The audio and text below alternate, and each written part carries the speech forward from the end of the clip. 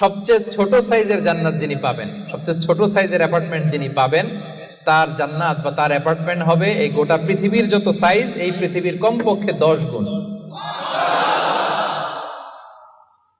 আজকে এই অ্যাপার্টমেন্ট নিয়ে বাড়িতে যাইতে হবে ইনশাআল্লাহ, বলেন সবাই।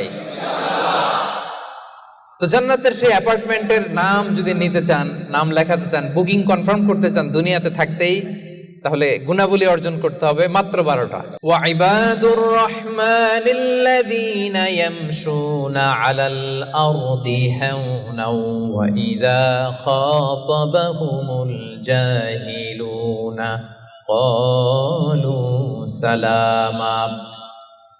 ইবাদুর রহমান, রহমানের বান্দাদের 12টা বৈশিষ্ট্য থাকবে।